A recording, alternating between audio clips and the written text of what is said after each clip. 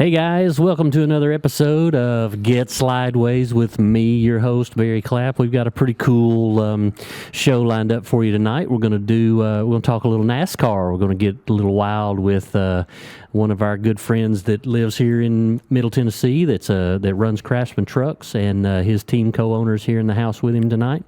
Before we get started, let's take care of a little business. Let's be sure and get on Facebook, Instagram, TikTok, YouTube.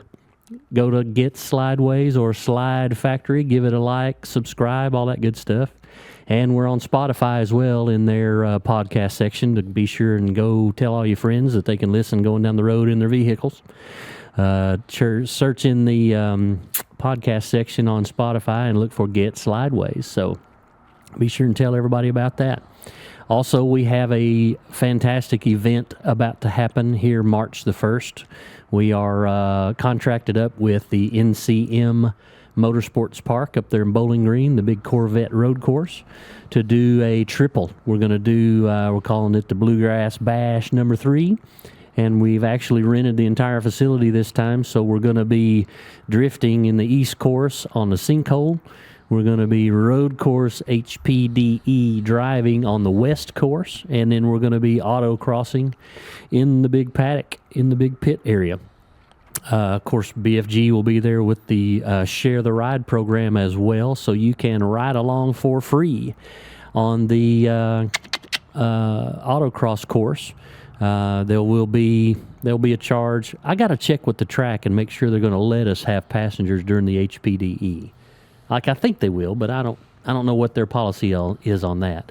I know we can have passengers on the drifting, so there will be drift ride-alongs down in the sinkhole when we get ready to do that. And just to get things started on a really funny note, you remember when my nephew was on the show and he said that we need to set up a camera in my house so that you guys can see all the funny ways that I hurt myself. So here's the new addition to my, you like that makeup right there? Yeah, that's a nice looking little shiner, little green, nice little swollen area. And I need to make up a cool story so that it sounds better than I just fell down trying to take my pants off. But basically that's what it was. I fell down trying to take my pants off, Jordan. And smashed my dang head on the hardwood floor. Like my hands were stuck where I couldn't get to catch myself. And my shoulder, knee, wrist, ankle, I'm messed up. This was on Monday, and I'm still paying for it. So, anyway, that's the joys of getting old, I guess. Not a too bad recovery rate for Monday. This is what's funny is this nice eye makeup I've got going right here. You see that in the camera? Good golly, what in the world? But anyway, my wife's standing there, and she's like, are you okay? And I'm laying there trying to catch my breath, and I'm wondering if I've got a concussion. I saw the gold flash of stars when my head hit the floor, You had to go into the blue tent. Oh my gosh, yeah. If there'd have been one, I'd have been in that sucker. I went and got an ice pack and laid on the couch for about 2 hours to try to maybe keep the swelling down as best I could. And I was wanting to stay awake to make sure I didn't have a concussion. Right. It happened at 10 o'clock, his bedtime, and I stayed awake for about 2 hours to make sure I wasn't going to die in the middle of the night or something from brain damage. Or any more than I already have. But, And then what's funny is the next day at work, I was a little off. Mm-hmm. I'm not that I don't normally misprint a few things here and there or make mistakes on the computer, but it seemed to happen a little more often on that first day back.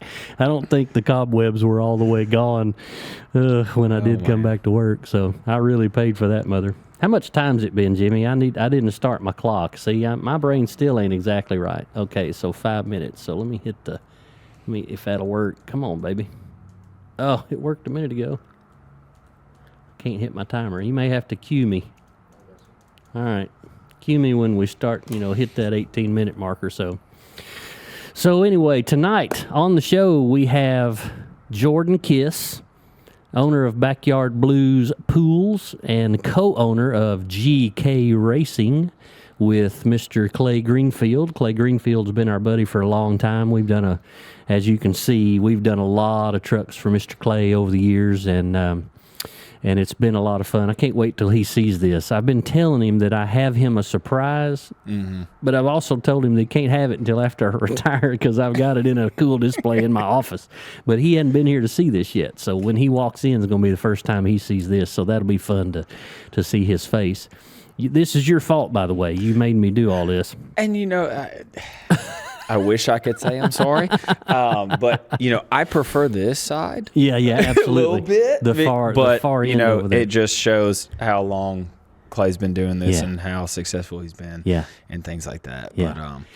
But, if Clay knew how to turn right, he would be here. Well, that's at true. This point, that's true. So he's used to just turning left. He is, and he took the left-hand turn at Albuquerque or whatever. So we forgot to tell Clay that we moved the truck podcast down here to my shop, and Clay pulled in my driveway right on time, right at 5:30, and and so he is en route from Mount Juliet, my house, down here to the shop to come and be on the show. So we had to call him and give him a little heck about that, but that was pretty funny. That was all my fault. So. See, I'm still forgetting things, Jimmy. I don't think I'm right yet. I might need to go to the doctor and see what the heck's going on in here. I figured with that hat on, but Well, I got to fly my colors, baby. I understand.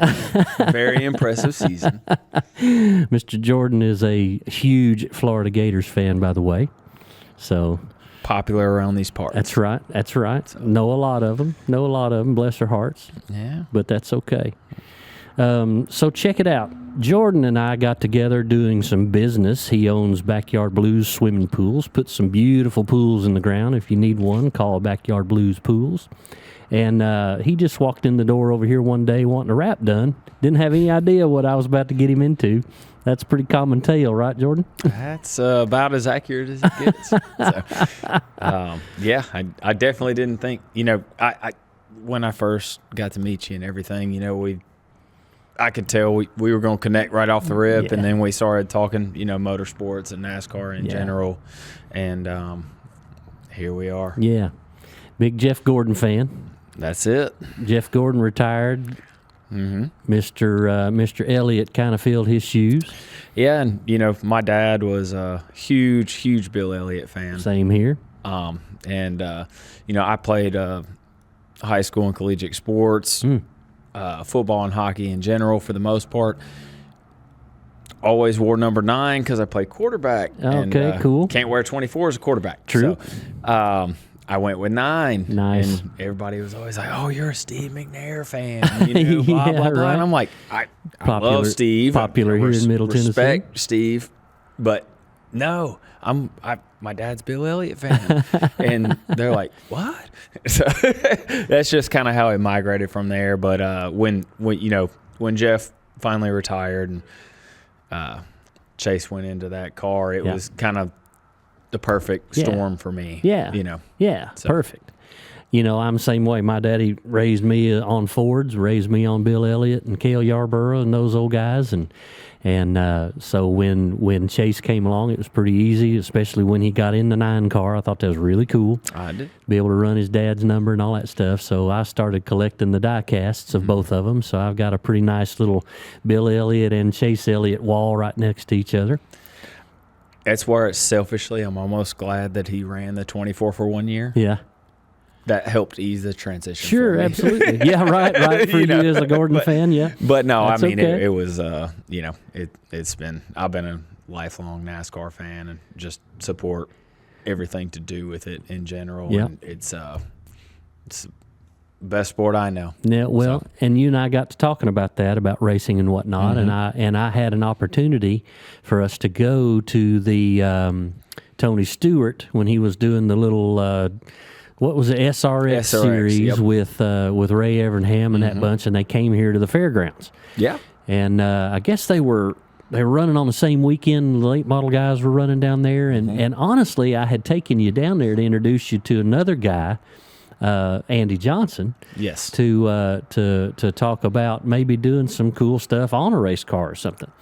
And we met Andy, and we actually watched that race on top of his hauler. Remember? That's what I was going to allude to. It's like, I'm pretty sure that's the hauler that we sat on up top and watched all that. But how often do you get to see guys like Bill Elliott, Chase Elliott, Bobby Labonte, and everybody else that was in that field. I personally loved the SRX series, and I hate that it's not still going. Yeah.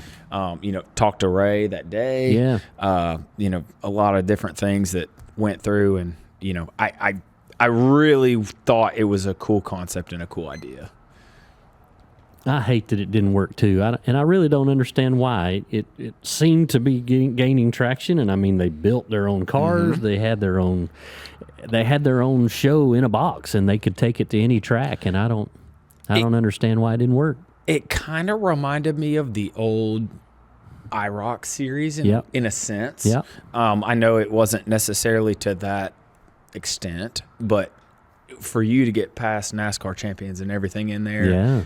All in, I really enjoyed it, and I really do hate that it did not continue. Yeah. But I get it. Well, and Ray Evernham was a big part of it. Absolutely. And then all of a sudden, he had an opportunity to maybe, what happened there, buy the IROC series name or something, and he's been messing with the old IROC cars, but not really racing them, more just collecting them and showing them and taking them to like vintage racing type deals, whatnot. That's kind of what I heard. I don't know a ton about it. I have to call old Ray. I got his cell phone number. I'll have to call him. I mean, I'd love to be able to just collect IROC cars myself, Right. Well, that's cool looking $150,000 car. Let me have 2 of those. Yeah. All right. Man, how cool would that be? And then we'll get you guys to wrap them, and then we'll make them look real good. I sent him a so he's good friends with Scott Borchetta, that's here in town, and that was running the, he's got his hands in a bunch of different racing around here. And so I just thought, what the heck, I'm going to send Ray Evernham's Facebook page a message and say, hey, I'm friends with Scott, and I do all of his Trans Am cars and his Xfinity stuff. I helped design that. If you do get this IROC thing going, I'd love to be the official graphics company for the new IROC series. And it wasn't 15 minutes that he answered that message and messaged me right back and said, we're not quite there yet, but here's my phone number. Call me sometime and let's talk about it. And I about fell out of my chair. Right. That Ray Evernham's wanting me to call him. That just makes me laugh. I mean, especially back in the 95, 97, 98, I can rip them off. It was just, what a team, right? What a team. That only comes, once every 10 plus years. Yeah. Jimmy and Chad did it. Yeah.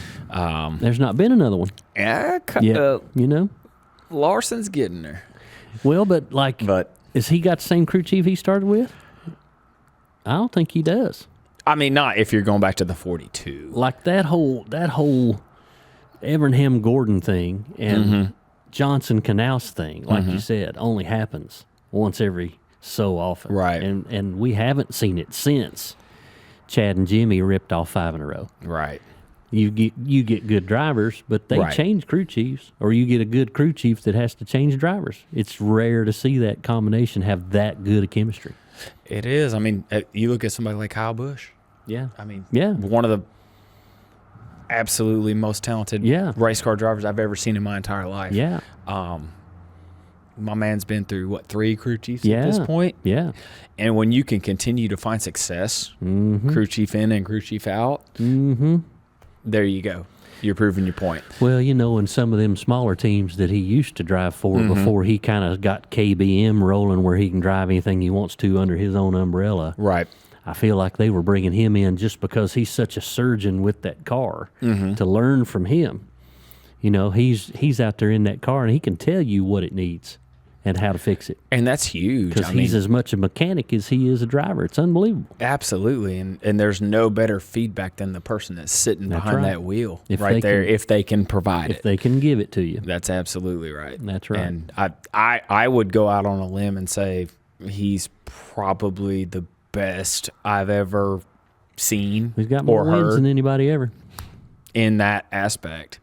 I know I used to hear the reports and stuff about Jimmy and Chad putting together, like they had 8 spots in each corner that they would describe. Oh, wow. So take that for what it's worth. No kidding. You want to talk about attention to detail. Yeah. But when it comes to just raw, this is what I need.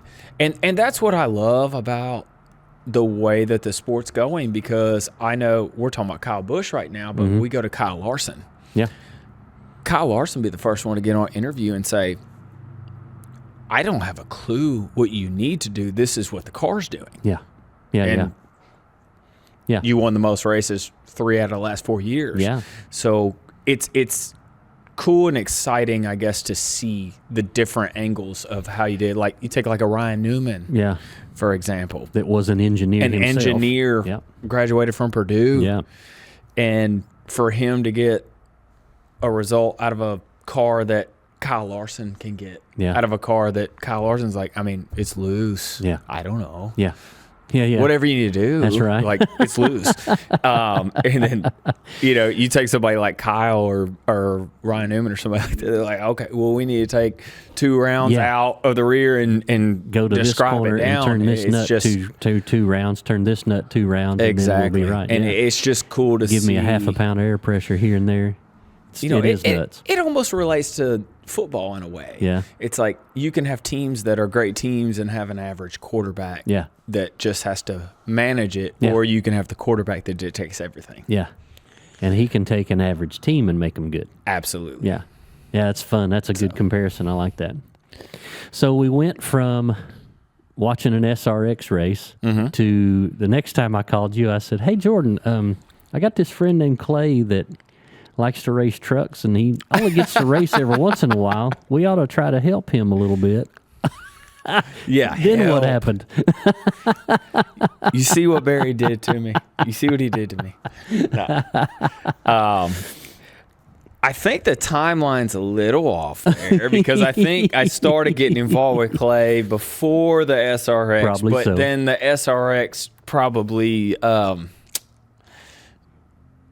what's the word I'm looking for here? Ignited Over the top, it baby. a little bit to push over that last little bit, because we had been involved with Clay even when he was that 68 truck right there. Yeah. It's Rackley, but it has Backyard Blues That's on right. it. It does, doesn't it? Yeah. We that? got involved early, and we I saw the potential in things that I expect out of a race car driver, and I Yeah. know that we can talk about a million things to do with this sport. Mm-hmm. Money is tough. Yeah. Sometimes, Yeah. and I look and I see talented drivers and things like that I'm like, oh, if they had this equipment. Yeah. You know. What could they do? Yeah. Absolutely. And that's kind of how I felt with Clay, because I had knew Clay via being a NASCAR fan before you. Mm-hmm. And when I got that opportunity to link up with him, I'm like, this guy can drive. Yeah. He just needs the right opportunity. Yeah. And I wish I was a bazillionaire. I know, right? And I could, just make it all happen. But I think we've done enough and shown that we can compete in this series. I was very proud of what we did at Talladega last year. Yeah. Heading into Daytona, we kind of talked about this last time. It was putting a new body on there and investing the money and doing what you got to do. I mean, this sport has a factor that other sports don't have, and it's, we'll go back to the football thing. Yeah. You got a helmet. Yeah. Does that helmet affect how you throw? Is it the right helmet? Does it, or Yeah. or is your car the same as another car? Yeah. Or a truck same as another truck? If it's a technological factor that doesn't necessarily, like, especially like I love the MLB, I love baseball. Yeah. Bat's a bat. Yeah. Helmet's a helmet. You got to have the hand-eye. You got to be able to do what you got to do. That's right. But you can have a driver. You can put Jeff Gordon in a Nissan Sentra, and he's not going to be able to do a thing. Yeah. Yeah. So it excited me to get involved. Yeah. I love it. That's fantastic. All right, guys, we're going to take a quick little break. That's our first little segment. We talked with Jordan here about the fun times getting used to this truck deal. We're going to talk more about that. We're hoping that Clay finds his way down here to the shop.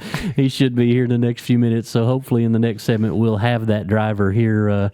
We've got his lovely wife with us, but we'll see if we can't get him on the show along there with us. So stay tuned. We'll be right back. Get Slydewayz with Barry Clapp. Hey guys, listen, if you need a livery on your race car or a wrap done on your commercial vehicle, give the guys down at Graphic Effects in Murfreesboro a call, 615-896-4301. They are the best in the business at what they do. If you need a mural done inside your business or outside on a brick wall even, they can do it. If you need a logo on your garage floor, they can do it. They specialize in commercial wraps, but they can also do the single color stuff, cool looking stripes, anything else you can think of. If you need a banner, if you just need stickers, if you need something cool for your race car, give these guys a call. Graphic Effects down in Murfreesboro, 615-896-4301. Check them out. Hey everybody, it's Brian Finch with Finch Performance, and we're just going to take a quick little peek around the shop here to see some of the different things that we work on around here. So first up, we've got some chassis in production. We've got a small backlog right now, but we're knocking out some 67 to 72 C10 stuff. We've got a really cool 67 crew cab Chevy here, C10.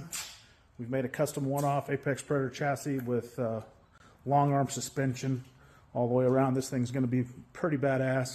56 F100 with the Coyote 10-speed. Just all we got left here is really getting the supercharger installed, finishing up the wiring and a little bit of the fuel system, get it fired off. And then, of course, we're back on our Ferrari 308 custom project here with the LT5 engine and a Graziano 6-speed transaxle. So this thing is going to be full kill, badass. And that's just some of the things we do here. So we don't just build trucks. We build a lot of everything. Main thing is we have a good time, because that's what it's about. Slydewayz with me, Barry Clapp. So get out there and share it up. Tell everybody about us, because we need to grow this mother. So, all right, with all the business fun stuff on, Clay Greenfield in the house. He has made it. We threw him a little curveball this evening. Failed to tell Clay that we don't do the show at my house anymore. We do it down here at my shop, Graphic Effects, here in the borough. So glad you could finally make it, Clay. Yeah, thank you. I got bullet holes in my shirt. Do you? Wandering around the backyard. Oh yeah, he literally walked all the way down to my garage. Yes. Good thing my wife wasn't paying attention. Yeah. So, but that also lets me know that my wife doesn't pay very good attention to the backyard. So, right. I mean, I was awesome. getting ready to apply for my NASCAR license to drive. Oh, if she shot him and he never made it. Yeah. I mean, like, that's the fun part about living out in the country. We may have never seen you again. Exactly. So you hadn't missed much. We talked about how we kind of came together, and then you guys kind of came together and all that good stuff. But tell the folks, man, like, you and I have known each other for a long, long time. Like, I put this little collection together for my friend Clay Greenfield, so that this is almost every truck you've ever driven. It's close. Yeah, it's really close. We're missing a couple. I can only think of a couple just off the top of my head. And I kind of know ones they are. There was one of these, the Talking Lead, but it wasn't Talking Lead, and it had a low flag. You remember that black truck? Yeah, there's that one. My original one for Danny Gill, the 46. Oh, see, the white one. I don't know that I ever saw that truck. Yeah, you did the decals on it. On a 46? Yes, you did. It's hanging up on your at the top of your shop. You mean the white with the red roof? Yeah, well, it was the mate to that 95 truck. Yeah. It's right around the corner. It's right there. So you drove that one too. I don't know that I knew that. Yeah. Like, I know that, like, that was the time who'd he put in that for Daytona? Okay, so that was Setzer. Setzer. Yeah. Which is actually that truck right there is that one. Okay. Yeah. They call it Mater. And then makes sense. Yeah. So Setzer drove that at Daytona, and that was the first race of the year, and then you stepped into it. I didn't. Right. I guess I had forgotten about that. And so, that. ironically, that 68 truck is the 46 truck that I'm talking about that was white. That's actually the one I ran my first NASCAR race in. No kidding. When Danny owned it, and then when Danny sold it, he sold it to a guy up north, and he had me drive for it. And then when he decided he didn't want to do it anymore, we ended up trading the NASCAR stuff for a couple late models, and that's what got me into this deal. How funny. Yeah. Isn't that funny? So where was that first race that you drove for Danny? Martinsville. That was at Martinsville? Yeah. Because you'd been running late models and stuff at the fairgrounds Right. and maybe traveling a little bit with that. Yeah. You ran the 84 car, right? Right. I remember that. Bright yellow car. I remember that. You used to cut your own stickers. Right. So is that how you and I got together over the 46? And you're like, you want to just do all of mine? Dude, it's been so long, I don't remember. Yeah, so it was it was at a certain point when I believe I owned the trucks had owned a team at that time, and we were running Dodge, and then you had done some stuff with Danny. Yeah. And then it started with the headlights and the grill pieces because Dodge made us buy those, and they were That's right. They were a few $100s, and you're like, hey, or maybe you'd came in the shop, or somebody had let me know that because you'd done those for Danny. I had made my own kit. Right. I didn't copy NASCAR's kit, but I had kind of fiddled around and taken some pictures of some real headlights and kind of made my own kit. So they looked really close. They were close enough. It was close enough NASCAR never noticed. That's right. Good enough. But so we ended up doing that because damn good. Because they notice everything, don't they? your rate was significantly better than guarantee Dodge's it. I or guarantee ProCal or whoever it was that their vendor was for it. I guarantee it. Yeah. And then so like as you mentioned, I had my own vinyl machine, and so we were doing that at work. Yep. And it got to a point where it was just, even though we had our own vinyl, it was way easier to just have you do it. Yeah. And come and do it. Right, because they didn't stick themselves on the car when True that. they came out of my machine. Funny how that works, isn't it? Yeah. Yeah, stickers do not stick themselves. That's right. So was that still at, that wasn't at Danny's shop. Where were you then? That was at the River Road shop. Okay. That was Gene's. At that Gene's time. place over off 24 Yeah. over here. Yeah. Well, I guess Gene had the back and Gary had the front. That's right, Gary. Yeah. That's right. Gene and Gary. Patient. Yeah. Yeah, that's right. So you were in the back of that building. Right. You were in there for a long time. Yeah. All the way through the beginnings of the Rackley deal. Like a long time. No, actually, by the beginning of the Rackley deal, we had moved out across town, out in the country, to Chris Aloise's shop. That's right. Yeah. Funny stories out there, huh? Yeah.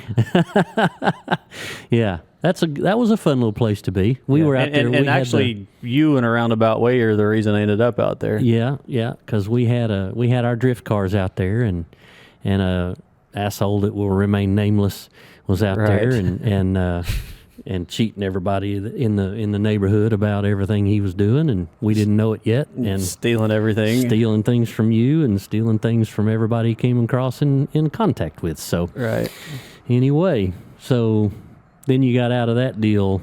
You were Rackley came in while you were there, right? I remember that. Yeah. You know, my favorite truck though is the flag truck that you let me do. Yeah. You were so hard to stretch out of your comfort zone as far as what the trucks would look like. I want a black truck with yellow numbers on it. I'm like, hey, I'm okay with that. Okay, but we could also do this. Well, it's 1-800-PAVEMENT. Just put it on there. But I could do some cool, maybe asphalt. No, I just want a black truck with yellow numbers on it. Okay.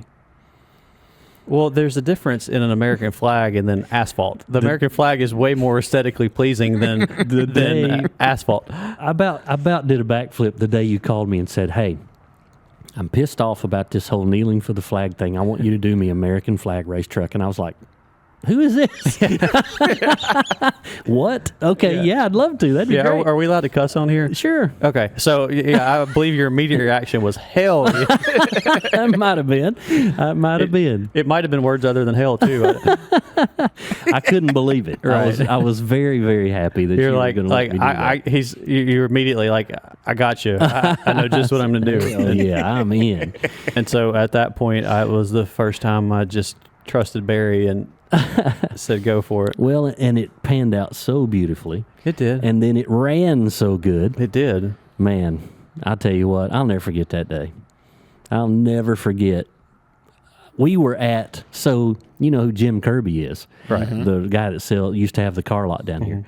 I was literally at Jim Kirby's when it was time for the qualifying run, and we were jumping up and down in the showroom of Jim Kirby Auto over there. Yeah. To get you almost got on the pole. Right. Yeah. We were qualified third. We Yeah. were like 2/10 off the pole. Man, it was so much fun. That was so amazing. And then when the race ran, and you had that one little boo-boo in the middle of you got tangled up with old, Matt 88 Crafton. truck. Yeah, Crafton. You got tangled up with him at one time and just boogered up the right front just a little bit. But that. No, you're not remembering right. No, am I that bad? No, yeah, that ended in a Dale Earnhardt reminiscent style crash. Oh, in turn 4. when Matt turned you? Yeah, so interestingly about that race, so I'd been watching film, and I watched the year before was the year that Matt, and that's the reason we have all these flaps in the back of the truck on the speedways now. Yeah.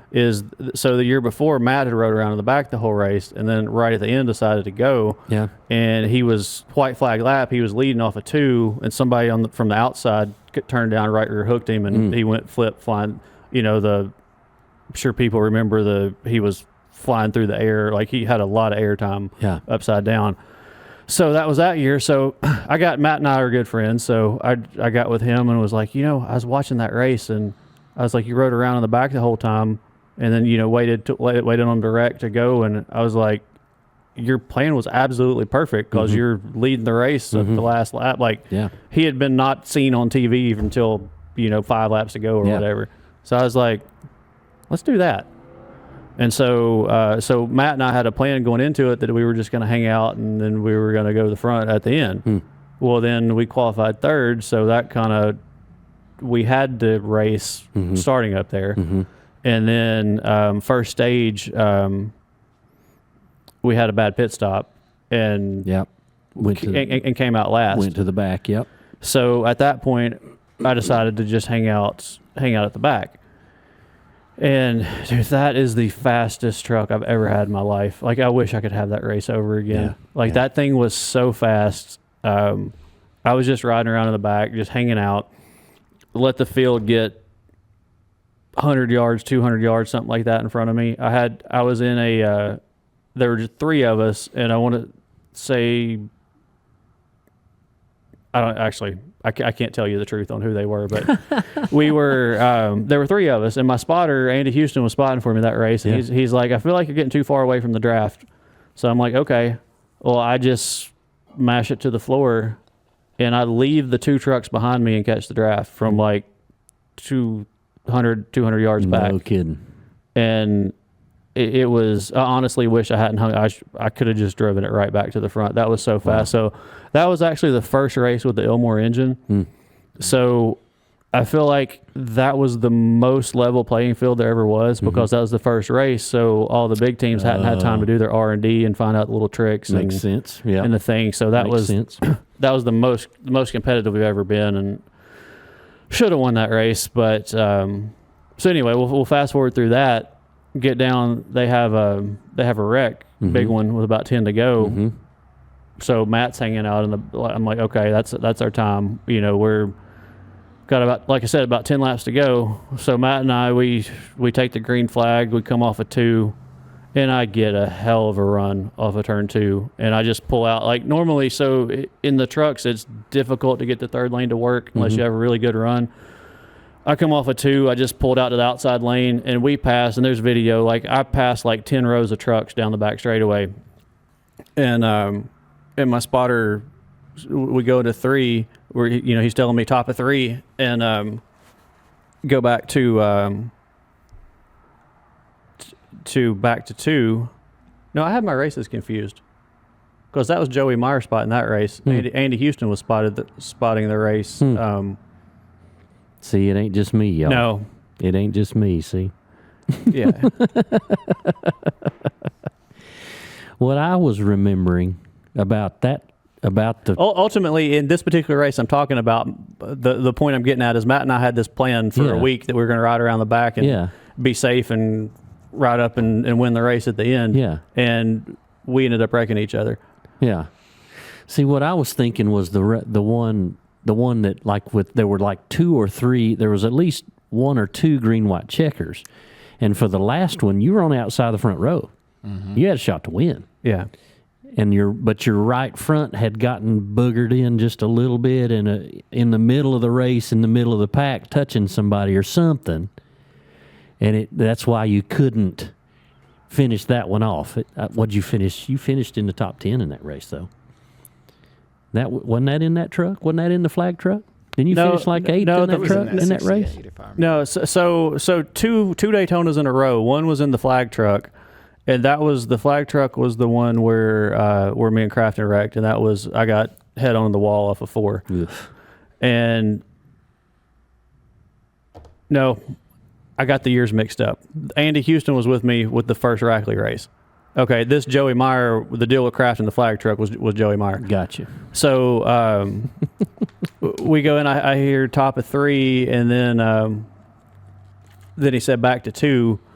And at some point in between the top of 3 and a back to 2, Matt had got his nose a little bit under me. I remember that. And I come down and it just barely clipped, and we go down and head onto the wall. That I remember. Like really big. I remember that. I remember you were coming and he stuck his nose in there. I remember that. Yeah. Mm. So I made you the 11 truck just for the fun of it. Thanks.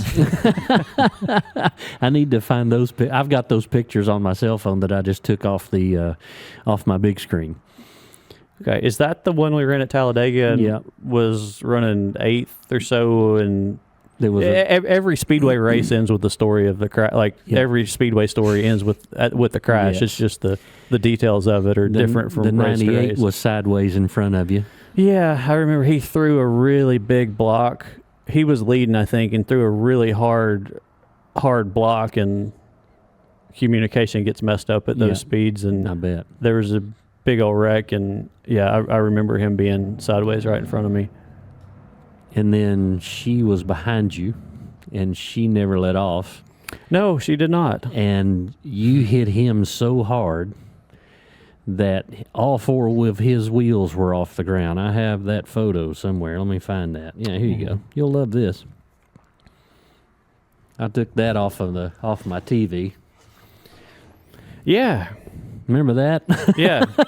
and you can't see the truck that's behind me because that truck's under me. Yeah. Like literally. Your back end's off the ground. Yeah. Because you're trying to stop and she's pushing you like a dump truck. Like literally there were whatever color her truck was underneath the floor pan of the truck under my seat. I bet.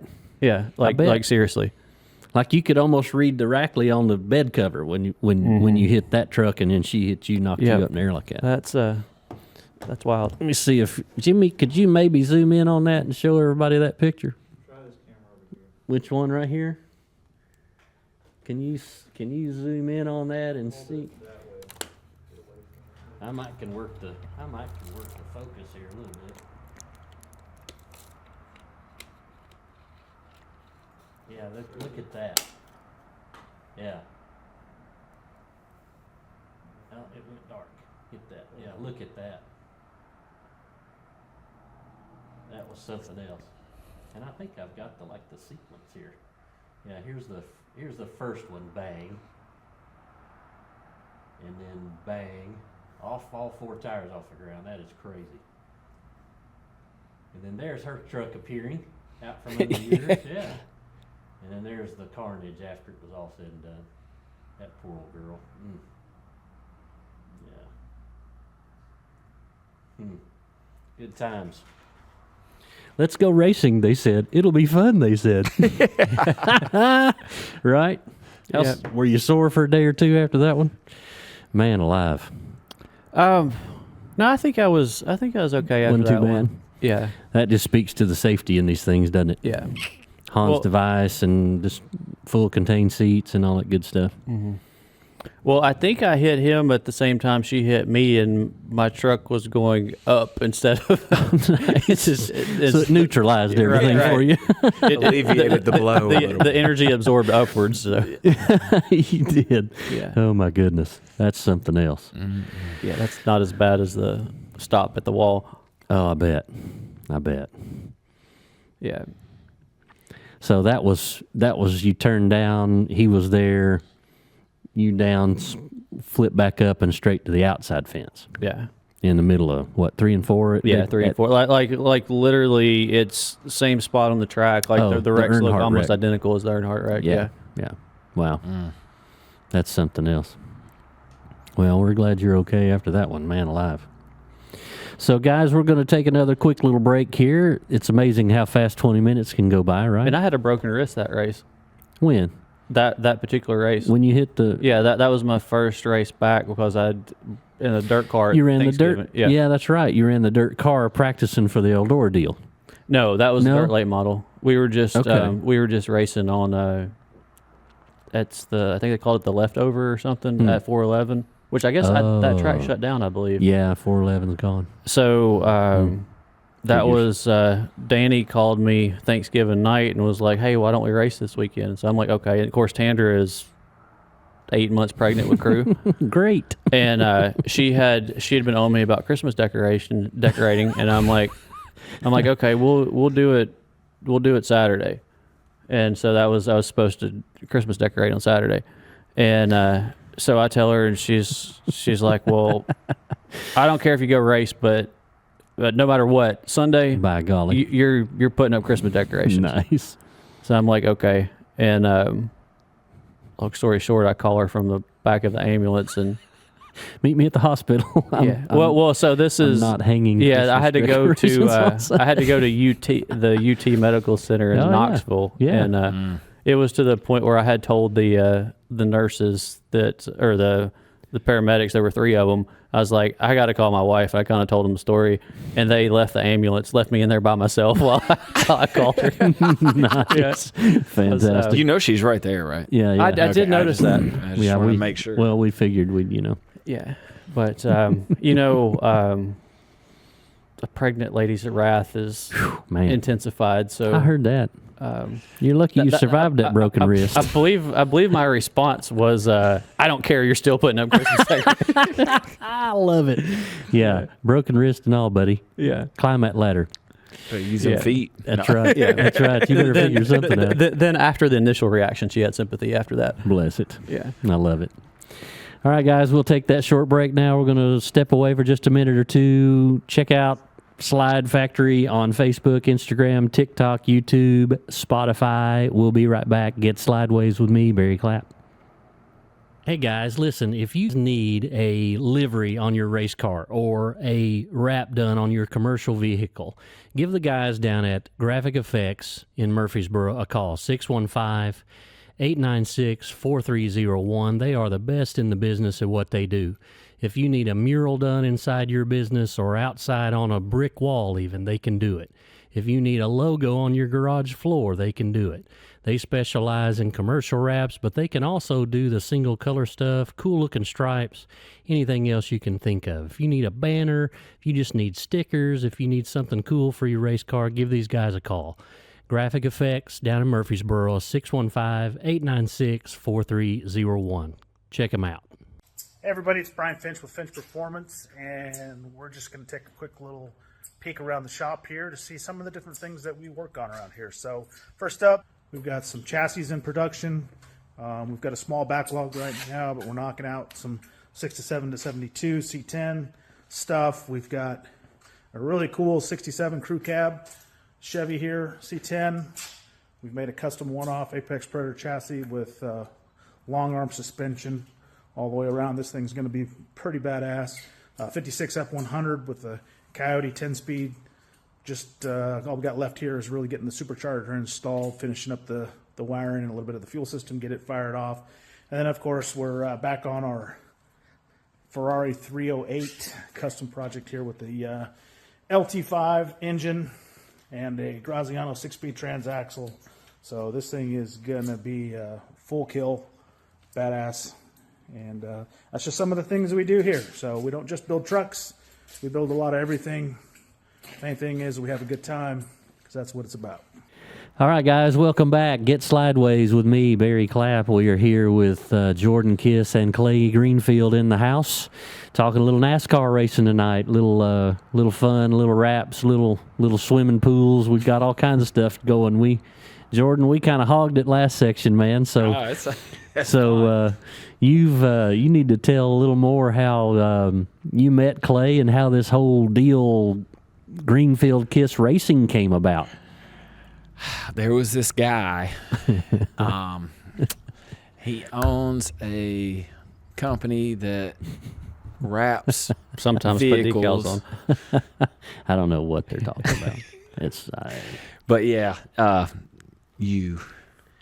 I have been told that I have this way of costing people a lot of money. I have been told that people have told other people not to get around me because I will make you spend money. Probably because you having everybody have too much fun. Dude, right? That's your problem. You're just too much fun, man. I can't say that that's a bad thing, right? I like to have fun. If you're not having fun in life, I like to have a good time. I like to have fun. Sometimes that does cost a little money. But You can't put a price on a good time. That's right. What I had an engine builder tell me one time. That was charging you how much to build a motor? Exactly. Whew, mercy. I'm going to ad-lib that a little bit and say you can't put a price on a good finish. But Oh, man. Watch out Yeah. now. no, I'm saying that's like what you live for. That's right. You know, I mean, That's right. part of the reason, going back to what you said, why, I told you many times I've been a NASCAR fan my entire life. And, was my lifelong dream to be a team owner? No, absolutely not. Right. But the way things fell and, Yeah. it just, everything happens for a reason. Yeah. And I couldn't be more excited to be a part of it. And I think we're making strides in the right direction. And I'm very, very excited for the future. I love it. With what we got going on. I love it. I love it. You second that? Absolutely. You've been doing this a Yeah. long time, haven't you, Yeah, Clay? I know. We just got to get to where we're racing more often. That's right. That's right. Get it back to where you can run every week, or at least more often than not. Right. As you grow. Right. So I'm gonna tell you a little story about that little truck that Clay's got in his hands right there. That was back in the days of This is all going to be a lie. I just want a black truck. I don't want anything fancy. No, so there is logic to that. Okay, and the same deal with the Rackley truck. So I'm big on sponsored logos. They can look. You get the fancy designs. They look really good up close, but when you're a half a mile away, you can't see them. And on the backstretch at Daytona, this 1-800 pavement, that Rackley, that's the only sponsor that you could read going down the back straightaway. So I'm trying to make my sponsors happy. And, well, the Backyard Blues has a little bit of stuff going on. Look, you can't see that quite as good as this one, but I'm telling you, like the 1-800 pavement and the Rackley really stand out. The Backyard Blues does as well, but these, I think we can objectively say that probably the Rackley stands out. It's more visible. It's hard to on the miss. back straightaway at Daytona than any of the other logos. So I'm trying to get my sponsors TV time. So that's why I'm sacrificing a little bit of fancy design to get better visibility on TV. So that's my logic. Always thinking about the dollar. Is that why the gap wasn't exactly right on the outline around the number? Is that what that was about? It is. So Jordan, let me tell you what he did to me. I cut him some numbers. I get over there and I get him put on the truck. And he steps back and he says, "Could that outline be a little skinnier and a little further away from the truck number itself?" I think I had told him I wanted a half-inch gap. Come on now. We're at the statute of limitations on this, but I remember We're a it. little past that. I remember. a lot past I remember it saying I wanted a half-inch gap, and it shows up with like a 3/8 or a quarter. It was a 3/8 gap and a 1/4 inch outline is what it was. And so I had to take my little knife. How bad you miss it? Oh, it was the end of the world, Jordan. He could not have raced like that. No. It was the end of the world. So I had to take my little knife He had it ready. and I had to go around the inside of the 1/4 inch yellow outline and cut 1/8 of an inch off of it and peel it out. And it made all the difference in the It world. did. You got did. another. So- did but- you but get another 1/10 out of that? You admit. Sarcastically, I admit that it completely changed the entire truck. Don't let him say he's right here. But That was a great night. So, and to add on that story, you're like, oh man, that does look a lot better. And Customer's always right. yeah. So you're like, I'm gonna go back and I'm gonna change that in the computer to where it cuts it a 1/2 inch. This is very true. So This part is absolutely true. So the next time that I go put numbers on, he sticks them on the truck, and they have a 3/8 gap because he forgot to change it in his computer. So I had to get the knife out again. But I will say, And Barry with that knife is just as good as that machine with this cutter. that was my next question. Yeah. I wanted to know how precise that knife cut Hey, was. baby. Yeah. But surgical, baby. surgical. Surgeon, like a surgeon. I hear you. Yeah. I've had this little knife or one like it in my back pocket for going on 30 years. And it's really strange that I have dreams at night about stickers and wraps and cutting decals, but the craziest dream I've ever had was That in a customer's throat. I was in the delivery room with my wife. Now, I don't have any kids. That's what makes this dream a little even more weird. I was in the delivery room with my wife, and our baby was born. And the doctor looked at me and said, "Do you want to cut the cord?" And I went, No way. No way. and that's legit. I've had that dream more than once. That's what Angela was going to pull out when he pulled up to the house earlier. She was That's going right. to get him. Oh, yeah, we'll go with that. No, so She has a large pistol, by the way. yeah, Just so you know. that was my concern because when I rolled up there, I saw a vehicle that. First off, it wasn't Chrysler, so I was like, "Why is Jordan driving? Why did he get rid of his Dodge? Like that didn't make any sense to me." He don't have a Tahoe. We're What still the- waiting on Dodge to come back. And, in the truck series, but, Right. And so, but I was on a phone call actually when I drove up, so I wasn't fully paying attention. But like I said, you had the fancy mood lights on in the back of the shop, like Yep. it looked like we were doing a podcast back there. So I'm like, okay, well they're down there in the shop, and so I open the gate and walk down there, and I get the locked door, and I don't hear any excitement going on in there. And I'm like, I don't see anybody in there. And then I looked, and I'm like sitting there thinking, where's Barry's truck? Oh, dang. And I was like, I really don't think that's Jordan's. And I'm like, wonder if it's at the graphic effects. And I'm like, I really hope Angela doesn't shoot me on my way. Walking down to the shop in the dark. Who is this Yeah. walking down my backyard? And just by the grace of God, the dogs weren't out. yeah, because- just turn the dogs loose on you. yeah. Ah, shoot. You'd have lick marks all over Yeah. you, is all. Paw prints and lick marks all over you. I remember the first time I came to look at your pool. Yeah. I was like, these vicious Oh, man. dogs. The one Yeah. sounds like he's going to eat you, Yeah. but he's backing up the whole time. He's terrified of you. He makes a lot of noise, but that's about all he's got. Yeah. That's funny. He's a mess. Golly, so, man, we've made a lot of progress here. We're up to the point where you guys got together. What's the future hold, man? Where are we headed? Victory Lane. Victory You Lane. took the words out of my mouth. Great answer. Yeah. We going to Daytona? When are we racing again? What's the deal? We're going Daytona, aren't we? We just came Yes. up with a new scheme and I was going to allude into that. we've got a Chevrolet that's shaped like a bullet. Yeah, that's why I was going to joke earlier when you talked about having to trim off that little bit. I was going to Yeah. hope that the new paint scheme we don't have to trim. But it better not. Bless Trip's heart if it does. Yeah, right. Yeah, see, we've graduated in technology since then. So Yeah. Yeah. this was actually a black painted truck with stickers on it. A true paint Right, scheme. right, exactly. Like legit. Like I had to lay that white line and that white line and that Yeah. yellow line and then go back and cut it Yeah. into And so road Barry stripes. Yeah. Barry came up with all of this. Yeah. That's all freehanded. Yeah. I laid the white lines. Yeah, he was just like, I have an idea for a road, and he sat there with. He'd printed off like if you 1 inch. Actually, maybe on the first one, maybe you didn't. Maybe you just actually cut them that first time. Then after we decided we liked it, you made them like little 1 inch strips and like 3/4 for the yellow. Yeah, I think. But so. Barry just freehanded that, and it worked. The U.S. payment people loved it, and that's what we did. That's cool. That was fun. And then like I had to figure out a way to get it in iRacing because I wanted to drive it.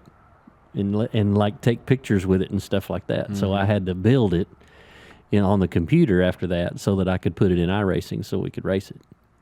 And I used to send Clay video clips of me winning races on iRacing in the trucks. It's not as expensive if you put that thing in the wall. Dude, it's awesome when you just got a reset button. Yeah, exactly. You need a reset button on the dash of yours. No kidding. Man alive. So when you and Tandra got married, wasn't it the 1-800 pavement? Because you had a groom's cake done up like your truck. Yeah, so I was racing. So the day we met, I was driving that one, the clutch defense, talking lead. Yeah. What was that guy's name? That had that radio show Talking Lead. Yeah, Marty. Marty. Yeah. He went to Talladega. I came to that trip. We all came to Talladega together. Yeah. Did I ever tell you about him in the pits? No, but I'm pretty sure he had a gun strapped around his ankle while he was there. Did he not? Dude, that guy's something else. Great guy. Fantastic guy. But I've never met anybody in my life that was more clueless about racing. I couldn't believe the questions he was asking me. We pull into Talladega, right? We had our passes. You'd gotten us all pit passes, so we got them at the little trailer outside. And then we pulled into the infield. But we didn't have lanyards. So there was a NASCAR place where you could go in the infield to go and get a lanyard. So we're standing in line to get our lanyards, and I had already got mine, and Marty had his, and we had backed off. Everybody else was still in line. And Marty looks at us, and he looks around. He goes, "So when do we go to the track?" And I said, "We're in the infield, Marty." And he goes, "What do you mean?" And so I put my arm around him, and I took him, pointed him this way, and I said, "You see way over there, you could see just a little patch of gray that was turns 1 and 2. I said, "That's turns 1 and 2. And I turned him around, and I said, "Look way over there, and there's some bleachers. That's the back stretch. Now look way over there," and I was showing him that stuff, and he couldn't believe. Where did you say you guys were at again? We were in the infield in Talladega. Talladega, okay. Yeah. And in the parking area, like way in the middle, Gotcha. not up by pit road yet. And I totally understand that because y'all probably had to go through the tunnel at that time. Yes. Okay. So at Daytona, we're in we call it the back 40 where the truck garage is. And when you're in the truck garage, you can't see racetrack. Like you see halfway up the bleachers on the front stretch, but you can't see racetrack. Maybe you can see the very top lane of 3 and 4 over there. And you're more on the 3 and 4 side. Well, so I've not really seeing the track at all. And we got to practice, and you go out, and when you're in the truck, it kind of the speed and the track distance, like it all has a way of becoming relevant, and it just kind of feels normal. Yeah, like almost like even equivalent of racing at the 5/8 of the fairgrounds, like that same distance to speed ratio, all that. Well, I want to say it was the duels were that night. And so they start the duels, and I climb up on the top of the trailer to see. And, for the first time you get up on top of the trailer, you can see part of the track. And I'm like, my goodness, that, being out there, you don't realize how big the place is. And it's like looking down really at 1 and 2, it's like I almost need binocular. Like it's foggy in between where I'm standing and turns 1 and 2. And it's just crazy how big it is. So. Makes you think about them spotters that are standing on the roof of the grandstands trying to spot for you coming off of turn 4 at you. They use their eyes down the front stretch and binoculars through the rest of the way, right? Like, holy cow, I don't know how they do it. I really don't. And then take that times 2, go to somewhere like Coda or you'd have to have like multiple that. spotters. I know you got to have multiple. Yeah. Geez, that's a hard transition on a spot, I wondered about miles that. away. I wondered about that. Like, how do you guys, have you done a big road race yet? No, the only road course race I've ever ran was in a Legends car. Oh, okay. And I won. I absolutely dominated. Nice. So when are we going road racing? Reed Sorensen was in that race. He kidding. He finished third. No kidding. I think Jeff Dillon was second.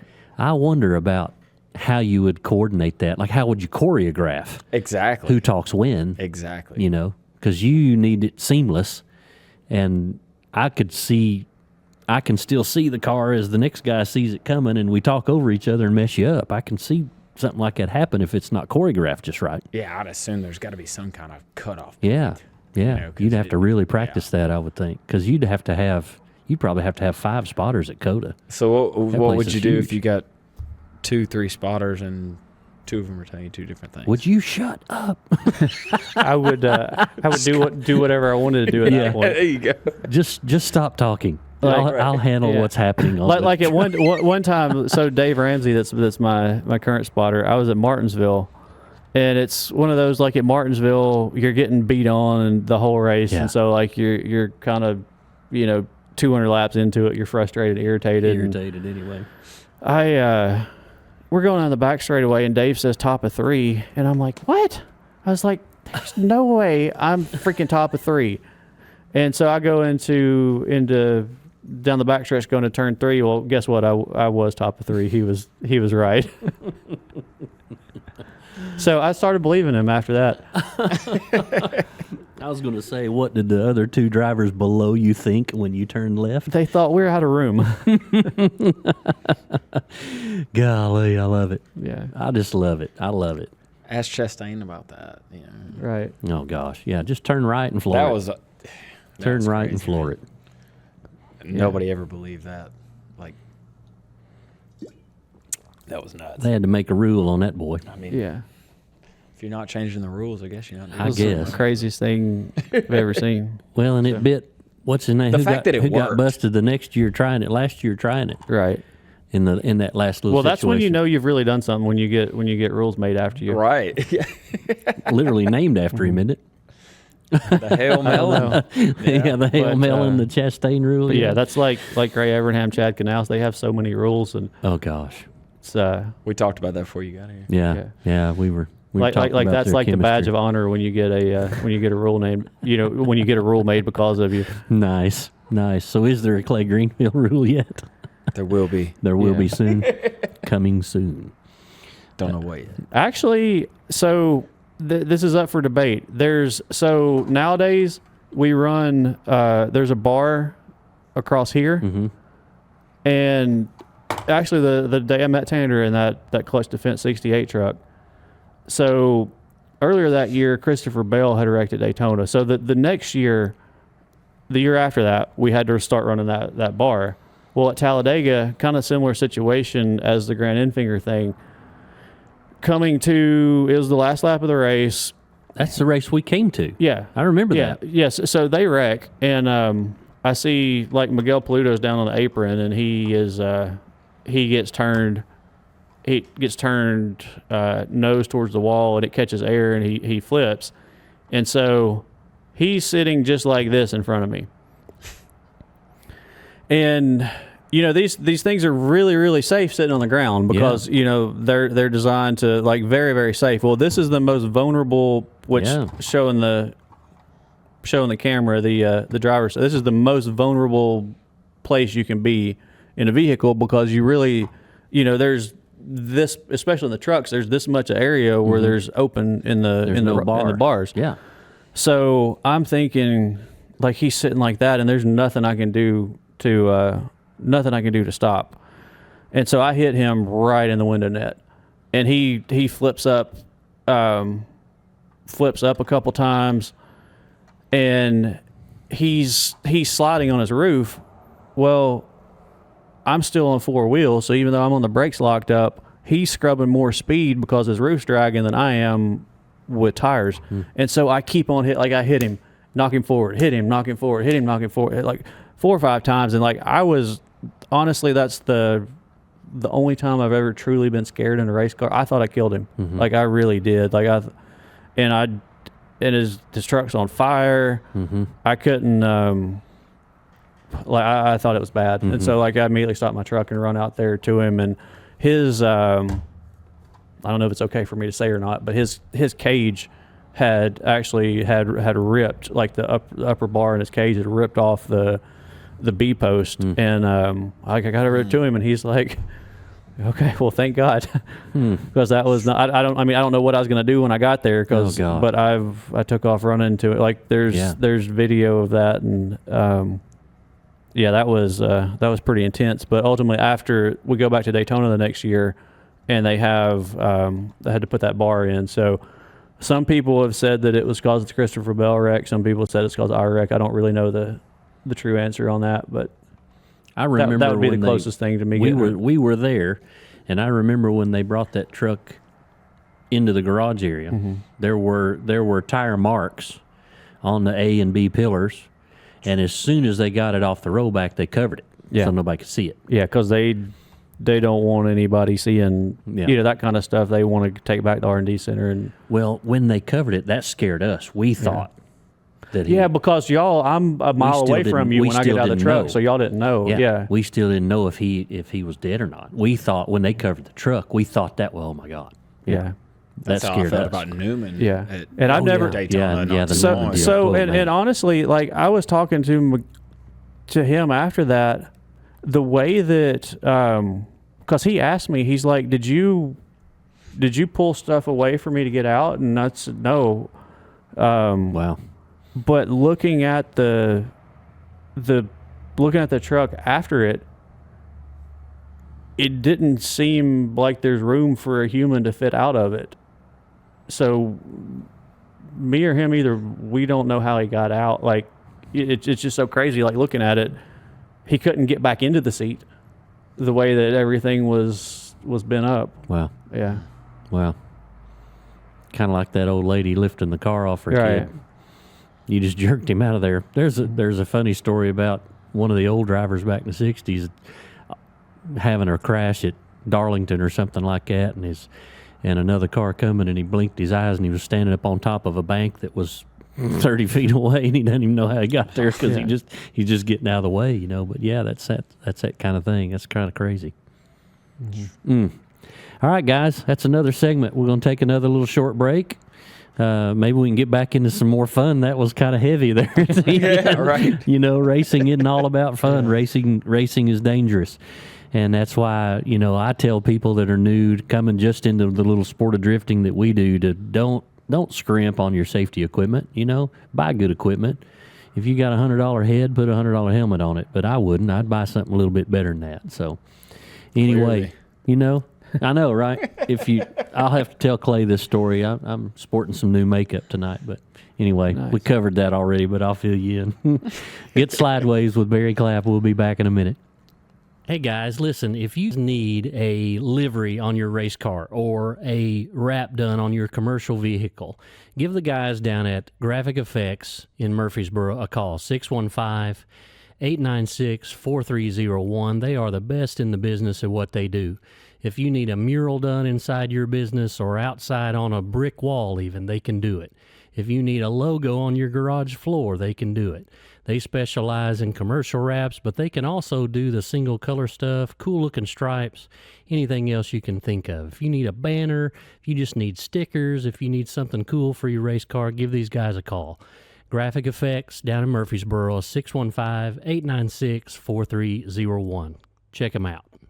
Hey everybody, it's Brian Finch with Finch Performance, and we're just going to take a quick little peek around the shop here to see some of the different things that we work on around here. So first up, we've got some chassis in production.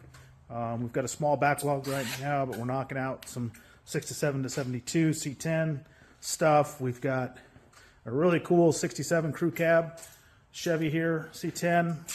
We've made a custom one-off Apex Predator chassis with long arm suspension all the way around. This thing's going to be pretty badass. 56 F100 with the Coyote 10-speed. Just all we got left here is really getting the supercharger installed, finishing up the wiring and a little bit of the fuel system, get it fired off. And then, of course, we're back on our Ferrari 308 custom project here with the LT5 engine and a Graziano 6-speed transaxle. So this thing is going to be full kill, badass. And that's just some of the things we do here. So we don't just build trucks. We build a lot of everything. Main thing is we have a good time because that's what it's about. All right, guys, we're back. We're going to do one more segment here with Mr. Clay and Mr. Jordan. We've had a good night. We've had a lot of fun telling some cool old stories about NASCAR and racing and grassroots and lots of fun stuff and swimming pools and I guess we hadn't told anything about asphalt, but Clay runs Racing's a little more exciting. Yeah, it is. It is. Clay learns a little asphalt, a little striping, a little this and that and the other. But you've got a story to tell. You're playing with the Country Time truck there. Yeah, so I was just eyeballing this truck, and I noticed the red on the wheels, and I was like, that looks like Bassett wheels. And ironically, and then if you further notice, it's got the 4/1851, the KBM number stickers there. Yeah. So when we ran this truck at Darlington, that was 2020. We were racing every week, so we were spread kind of thin, and the wheels that I owned were Aero wheels. Yeah. But I don't remember why. I think somehow I don't remember the situation, but ultimately I ended up using KBM's wheels for that race, and these are KBM wheels on the truck, and Isn't that that was funny? Yeah. And they run Bassett's to where most of the people were on Arrows, and that's what I had. So every other race that year we ran Arrows, but this particular race we ran Bassett's, and it was if you look really close, it's each KBM car numbers on the wheels here. So that's uncannily accurate. Very, very accurate, said the decal guy. Barry did that on purpose. Yeah, I did. I had no idea. So to make this cool little collection, I used to have a little 12-car display that I was doing a Wood Brothers thing because, like I told you earlier, Daddy raised me on Fords. So it was Bill Elliott and the Woods Brothers. Mm-hmm. And so I had a 12-car case full of just Wood Brothers cars, but there's so many. Wood Brothers have been racing for so long. So many more cool cars that I moved them out of the 12-car case into a full, 24-car case. And so I had this little empty 12-car case, and I thought, dang, I had just done all those decals for you for Christmas that year. Right. And it wasn't that bad. I had dreaded it, but it wasn't that bad. And It wasn't that bad, but I dreaded it. And I thought, I wonder if there's 12 trucks that Clay's driven. I wonder if I could do a Clay collection because I've been doing his art so long. And it turns out there were a few more than 12, so we don't even have them all here. But that was what I meant that day I called you and I told you need to come down to the shop. I've got something for you. Yeah. But you can't have it until after I retire.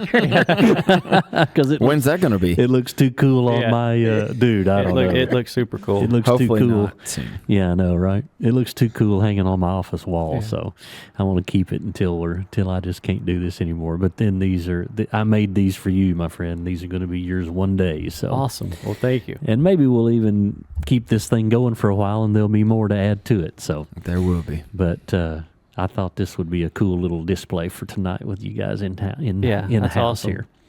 So yeah, maybe we can preview this weekend. So we actually do have a new scheme. We do. Do we have a picture of it done yet? We do. I don't have one. I have the art. I have the I drew not have a picture of the physical. Yeah, because it was getting wrapped yesterday, I think. Okay, yeah. He might have one. I don't. No updates or anything. But we'll have to go take a screenshot on it's sharp though. I don't know if I've got a screenshot on my phone where I don't know who designed it. I doubt all the accessories. So like there's only one, baby. You don't realize how much stuff that has to come off to wrap one of these things. Mm-hmm. And like the windshield, the spoiler, the side skirts. It's a lot. Every like the grill. If y'all the grill screen. If y'all will talk for about 5 minutes, I'll go get a screenshot of the new truck if you want to. If you want to debut it right here live on the show. I'm not against it. Y'all talk for a minute. I'll be right back. Okay. That's awesome. Tell a cool story. If it wasn't a good looking truck, I wouldn't encourage this. Right. No, this I'm really excited about this. This I think my response when I first saw it was that looks fast. Yeah, I mean, we already gained a tenth just Exactly. by the paint scheme. It just looks that much better. Absolutely. But, looking over, just looking at the display and everything they've done, and, if it's just speaks volumes of your career and how much you've done and how long you've been a part of this. And I wish I could say there's a bad-looking truck in here, but there's not. But I still think this side looks a little better, There's certainly no biased. certainly some better looking ones on there, and I think this one that we're about to roll out is going to be really, really sharp. I mean, we got to put it center stage. Okay. I would think so. Yeah, for sure. But Barry does a good job at what he does, and we're very thankful to have Graphic Effects and everybody on our side. Yeah, and that's like I said earlier, when I first started working with him, he's like, "Let me do your numbers." I'm like, "No, I don't need you to do my numbers. I have my own numbers. I'm not going to pay you $50 more for you to do them when I can do it myself." And right. then it came to we were racing so much and so many cars and it changing so much, and then it's I haven't even, when we moved offices about 4 years ago, we never even set that machine up at the new office, and now that machine doesn't exist anymore. I was just going to say, should we talk about offices right now? Yeah, on the I was in the theme of backyard blues and pools. I was going to bring up that my pool is currently frozen right now. Yeah.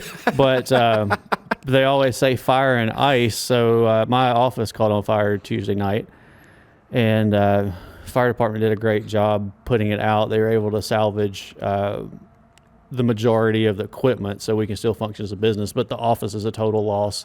And a lot of the computers, and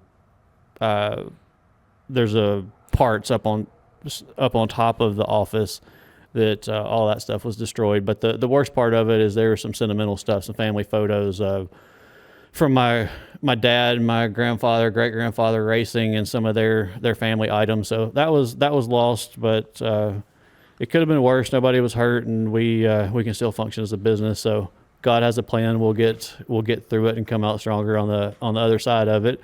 But on the fire and ice topic, it was 5 degrees out there that night. So all of the water that the fire department was spraying literally turned. So the parking lot's ice, and there's fire here and ice here. It was crazy. Right.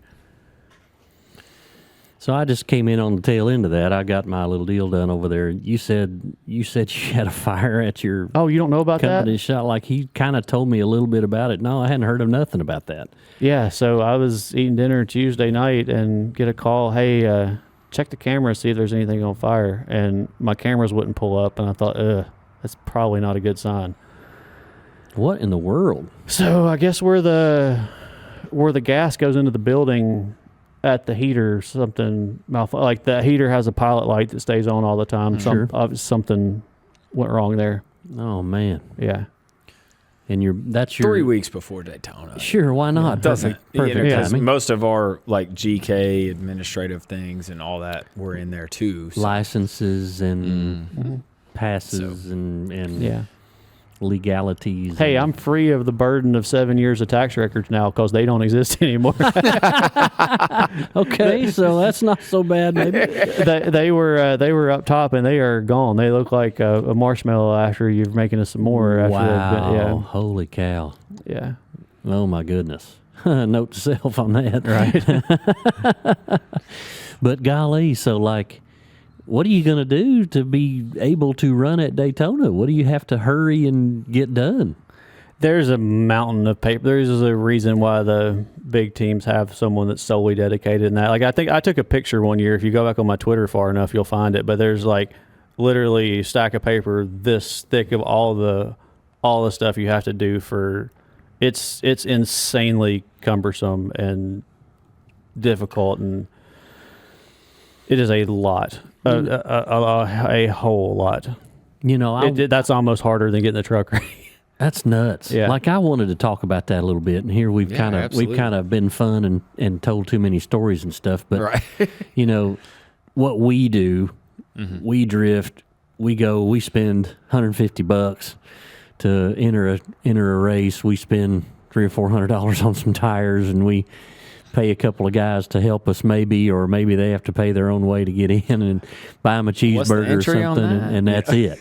That's be nice. That's what we spend when we go to the racetrack. So, like, give everybody just a little taste of how much money it costs to build a truck. Do you still lease engines? No, so in the truck series, we own engines because when they switched to Ilmore, everybody owns those. Okay. So it's so deep. What's it cost to have a truck or hang a body on a truck? What's it cost to build a truck? People are going to think we're absolutely insane. Sure. Sure. Like, I feel like I would get carted away from here and put in the nut house. This is a safe place. Are we in our safe zone, Barry? No, I mean, it just depends. And, and you know, it just, you know, that's what makes it tougher for the small teams. Sure. Yeah. Like us sometimes is it's very hard to compete. You try to buy the best used truck you can buy. Right. In a sense. And then you take it somewhere and have the best body hung on it, because that's, especially for super speedway, that's and very that was important. big for us in Talladega. Yeah. I mean, we went from, you know, we were cruising the cut line to we sat on the pole for 12 trucks. Just because of the body. Because of that. But obviously you know what that takes. Yeah. And we, you know, when you have support, when you have things like that, you can absolutely get that done. And I think that we proved what that can entail from it's like there. When you have with proper funding, you can do things to get faster instead of just do things to get there. Yeah, yeah. I get that. So what's it cost to enter a NASCAR race at the truck level? Well, the entry fee is about $3.50. That's right. How many more zeros? They increase it each year. I think it's like $18.75 or something like that. Okay. But that's just to show up. $1,875 to get in the gate. Yeah. $18.75. Huh? Yeah, right. Yeah, let's move that decimal point a couple of spots. $18.75 to enter. How much a set of tires? Like $2,500. $2,500 for a set of 4. And how many do you use? Anywhere from 2 to 6 sets. Depends on the race. Okay, so $7,500 to could be $15,000 worth of tires for that one race. Okay. How much fuel do you use? I was just going to go gas. So, fuel has to get everybody there, but that is the one good thing about NASCAR racing from a financial standpoint is Sunoco gives us fuel. We don't have to pay for that. Sunoco race fuel is free. Mm-hmm. That's cool, but what's the diesel fuel to get from North Carolina to Daytona? It offsets it. Thanks for the courtesy. Does that rig get about $6 6 miles a gallon? What's that rig get? So anytime you see somebody run out of fuel, just say, "Why'd you run out of fuel? Fuel's free." Yeah, yeah. Good point. What's a driver's license cost? Honestly, I don't remember. Maybe $1,200. How long did you have to sit in the DMV for that? Yeah, right. The NASCAR DMV book that you have to study. You should get a state license with a NASCAR. So it's wild credential. now. The new gold star should count for NASCAR racing. So you can't fly unless you have a NASCAR stamp. Yeah. So did y'all see where Mike Wallace is not approved to race Daytona? Yes. That's the most ridiculous thing I've ever heard of. But Elio Castroneves is. Oh, because he's never from even another team, and he's never even from another sat in racing one. league. Yeah, excuse me. And he's never even sat in a NASCAR car. And Mike has won Daytona 2 or maybe 3 times. Yeah, it's the dumbest thing I've ever heard of. Well, yes, because this year there's a new rule about you're going to have to be vetted if you want to come. But I think they did it the right way. Yeah, when it came to that part of it, because they came out and said, okay, if you're a celebrity driver from some other series. I'm trying to think of the right word, like a Well, let's Vangisberg. take Elio 'Cause or somebody ultimately that's it's- an But it doesn't IndyCar take champion. a spot away from the regulars. Right. He's And you don't stand to make any money. yeah. But and your if you points want to don't participate count in and the all that sport, stuff. I think Yeah. it's good for everything. I'm cool with that. In the sport, absolutely. Now, if you were just a driver from a different sport, Yeah. league, whatever, and you come in and you're taking spots that. away, especially with us Yeah. and what we are. You're very and, sensitive to that. Yeah. Yes. Like, I don't think that's necessarily fair if you were to take that spot away. Yeah. But they didn't. So I think they handled it the right way.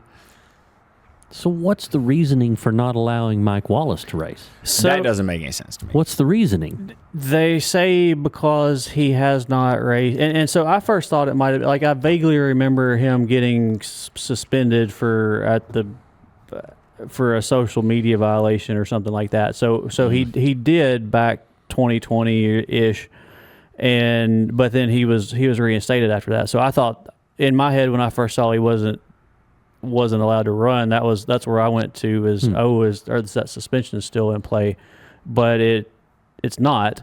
They said the fact that it's been 10 years since he's raced on a 1.5 mile or bigger track was the reason they gave. But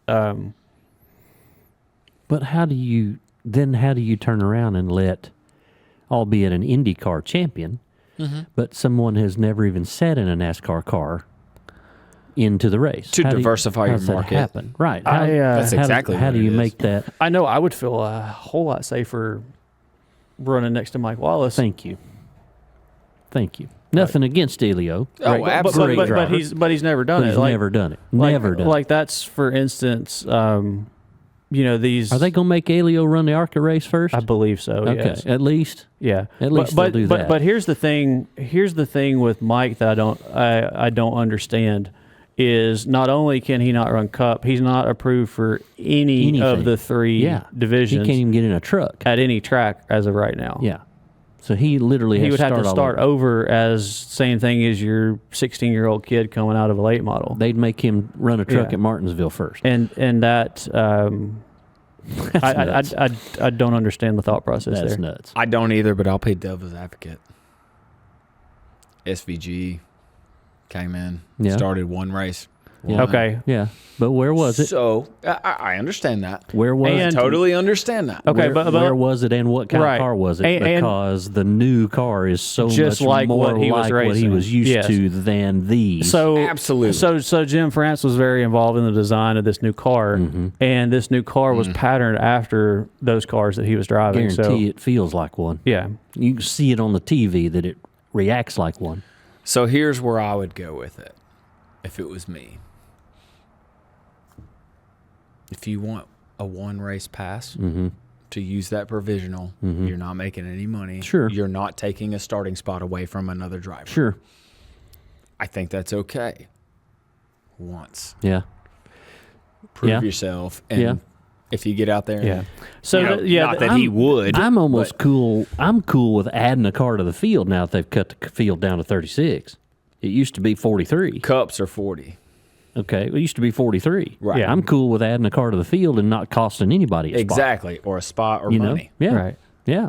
But I think their goal is for those big name like Lewis Hamilton or somebody Sure. comes Right. over, like Oh, that's think how much money that's going to bring into I get to that. NASCAR. So their goal is if he doesn't know if he's going to make it, then nobody wants the mountain of paperwork I was just talking about. Yeah. And heard the that. drug testing, the physical, the concussion testing, the diversity training, all the stuff that you have to go through as a driver to It's kind to get approved. Like no one wants to go through that Yeah. if they think, oh, I may not make the race, and Yeah. like you don't have practice anymore. Yeah. So like your first Yeah. time in it is when you get on the track. Yeah.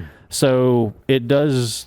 I do understand the logic of doing that because that would massively and nobody wants to be embarrassed by not Sure. somebody big like that Sure. not making the race. And if you go throw them in at like Darlington, I promise you Yeah. one of those guys are not going to make the race No, their first time absolutely. Yeah, I out agree with at that. Darlington.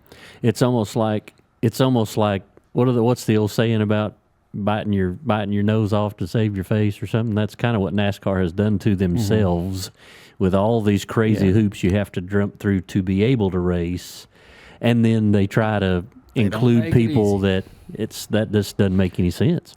I think that they did the right thing when it came to how they were trying to include them. I like the idea. I do, because I like the spreading of NASCAR, nationwide, worldwide, everything. And hey, it was exciting to watch SVG run and win that race in Chicago. Absolutely. That was fun to watch. But are you telling me that, going back to what Clay just said, are you telling me that SVG is going to go and run a perfect race at Darlington in a Cup car? No, absolutely not. Anywhere round. Right. He hadn't run one yet. It's different because it's so different. He hadn't run. Well, that goes back to Roval. why Clay couldn't get here on time, because he had to turn right instead of turn left. Right, that's the problem. So, but he won his only road race he's ever run. I know. Well, so you should have been here faster. Really, that's right. So I've been here before. I blame tonight on my spotter because I wasn't informed. That's right. Blame it on the spotter. Yeah. That's right. He's like, yeah, your pit box is in 12. Yeah. 12 was back where? Yeah. I'm already at. That's awesome. Barry said 300 back to the exit on. Dude, I would make a 840. heck of a spotter. We tried that once. We tried that at Nashville. How'd that go, Clay? Did we ever? For some practice, not in a race. Something happened at the race and I couldn't do it, or you didn't want me to do it or something. You said I had a very relaxing voice, though. It kind of made me uncomfortable. Clay is calling Barry at 12 at night just to when hear he my can't fall voice. Asleep. Hey, Barry, Right. can you I'm tell going to me be to like, sleep? if you'll turn over and pull the blanket up a little further, put your right hand under your ear and your left hand. This took a weird turn. It really did. It did just kind of get weird. Maybe we should wrap this thing up. If you ever need a spotter, I'm there for you, man. All right. I would love to do it. Clay would hate when he is a enjoyed doing it. spotter. I did it a few times at the I'm too fairgrounds emotional. for some other drivers. No, I'm very clear. I'm very low keyed. I talk just like this. I don't yell and scream. So if you ever need one, I'm there for you. If you do ever run a road race and you need 3 or 4 spotters, I'm one of them. Gotcha. I'm with you. And I'm not one of them. We need to do that. Yeah. Guys, it's been great. I appreciate you guys coming and hanging out. Why don't you just for a couple of minutes, tell everybody about what you do for a living, and we'll do the same with you, Clay. Go ahead. Tell us about Backyard Blues and what you've got coming in the spring. Obviously 2025 is going to be a great year. We have 2 locations locally in Murfreesboro. One-stop shop, anywhere from new custom construction to service to sales to retail. Any support that you need if you have a swimming pool, we are there for you. Awesome. Other than that, I need a new parking lot. I haven't complained about my pool. The water's really cold. Yeah, man. Mine too. I'm good at controlling the weather. Never mind, it's been 5 degrees. I have a layer of ice on top of mine. Clay texted me the other day. He said, "Man, my pool's frozen." He's like, "I can almost walk on it." No, I could walk on it, literally. Like, I stepped over the tanning ledge, like, I literally stood on it, and it held me out. Yeah, That's awesome. but get this, the little electronic vacuum thing, like the pool is a solid sheet of ice I can walk on, and the little vacuum's running back and You forth. can still see it down in there doing Yeah. its thing. Awesome. That's cool. That's cool. But no, other than that, just happy to be here and appreciate you having us. Nice. Yeah, anytime. So tell us about after you get your building built back or whatever. So we're still functional. We just don't have an office. But on Greenfield Pavement, we do paving, asphalt patching, sealing, striping. We cover all of Middle Tennessee and Southern Kentucky. So cool.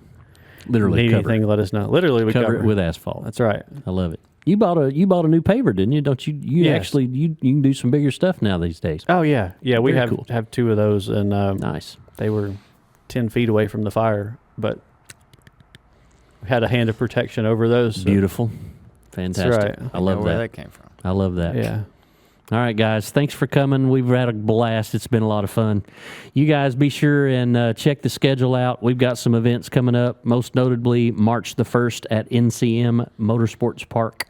We'll be drifting and HBDEing and autocrossing all at the same time. So it's going to be a fantastic day with all 3 disciplines going at one time. You need to bring something and take some time on the road course, both of you. Bring that dang Dodge of yours. I'm going to need some vocabulary lessons because Jordan and I looked at each other like, what in the heck is he Oh, talking they have no about? idea what an HPDE No, is. yeah, we literally both went. High performance out of order. driving experience is what that stands for.